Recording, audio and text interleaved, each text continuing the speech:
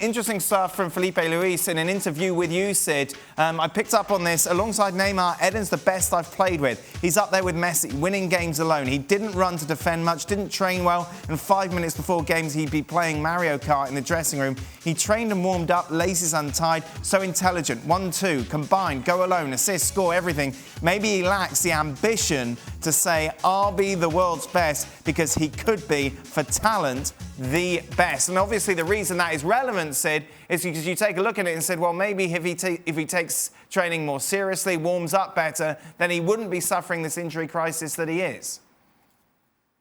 It's very difficult, isn't it? And it's very difficult, certainly for me. I mean, and perhaps for Ali and for Don, it's easier to judge this, because I don't know to what extent that kind of mentality impacts upon whether or not you get injured. I'm obviously not a doctor. I'm not a sports science expert, so I don't know how much of a role it has, whether that kind of character really impacts upon it. But it's certainly pretty striking. And obviously, in the midst of that is an extraordinary eulogy of Eden Hazard's talents. As I say, applying that then to what's happened at Real Madrid, I think is quite difficult. But I'd love to hear from the two guys who've actually played the game at professional level. Well, let's ask them, shall we? Hey. Those gentlemen. Not Ali's personal best on Rainbow Road, but instead focusing on Eden Hazard and the injuries. And is this a big deal? It is a big deal. And I think the biggest thing from the quote that we just saw there is what Filipe Luis says, that he lacks the ambition. I can throw away all the other stuff that he said, but that one, that part in which he lacks the ambition to be the best, that drive that we talk about Cristiano Ronaldo every time that we mention him as a player. You don't have that drive, you can be as talented as you want, but then there's going to be a limit. There's going to be a ceiling to how far that talent can take you. And what Eden Hazard is finding out is that talent alone is not going to sort you out as you get older.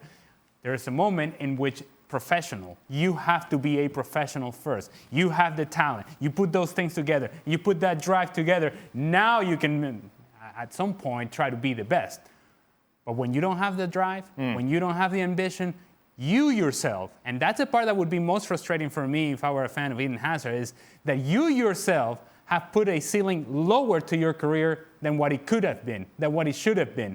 That is something that Eden Hazard, whenever he gets older and he's sitting back and he's looking back at his career, that's the one thing that I think he's going to regret. Don, when I was in Madrid, you'd see Brazilian Ronaldo wouldn't train with any sort of gusto. He'd be the last one running laps, but then he'd go on the pitch on match day, bang, and turn it on. So are we reading too much into the fact that maybe Hazard isn't the best trainer? Or like Ali says, psychologically, has he got issues because he's not fulfilling his ambition?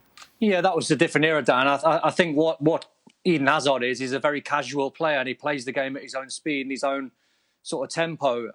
He's always been casual when he was playing in England. I never had the feeling he could be the very best for how he does and lives his lifestyle off the pitch. And just referring to the quotes there, I take from that is, if he's being sloppy in his warm-ups and he's being sloppy with the time that he's spending before games, that tells me he's also probably being sloppy in his diet and what he does away from the pitch. You can't just eat what you like. You can't just not do your stretches. You can't just rock up and play for a club like Real Madrid and be the very best.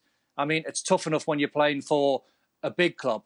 That is one of the very biggest in the world. And you have to make sure all aspects of your game is absolutely on point. If you asked Ronaldo what he does away from the pitch, and we all know what he does, he stretches, he trains, he's on a bike before games, he's on a bike late, close to midnight after games, he's warming down. His routine, I would imagine, over the years has been absolutely spot on, and that's why he's still going now. Does Eden Hazard play close into his late 30s, the way his attitude and the way he's living his life? I'd probably guess not. Well, despite the fact they haven't had Eden Hazard for much of the season, Real Madrid still very much in the title race, especially after Atleti dropping points against Levante at the weekend. Sid, I'll ask you this. Are you taking Atletico Madrid to win La Liga, or are you taking the field? Look, Atletico Madrid are still in a good position. But you feel like the ceiling of the other clubs might be slightly higher, and you feel like that ability to turn draws into victories. Atletico Madrid don't need a big collapse to be caught, as this last four games have shown us. They just need to not quite get over the line. So I'm taking the field, I think. Wow. Really, Sid? How things have changed, Ali? I'm still taking Atletico Madrid because the feel is not very good. And when we say the feel, we're really talking Real Madrid. That's a very good point. And we're talking Real Madrid. And we just said all the absences that Real Madrid has and will have for some time. So I just don't see that Real Madrid will be consistent enough or perfect enough over the closing stages of the season. Atletico Madrid will hang on, but they have made this far more stressful than it needed to be.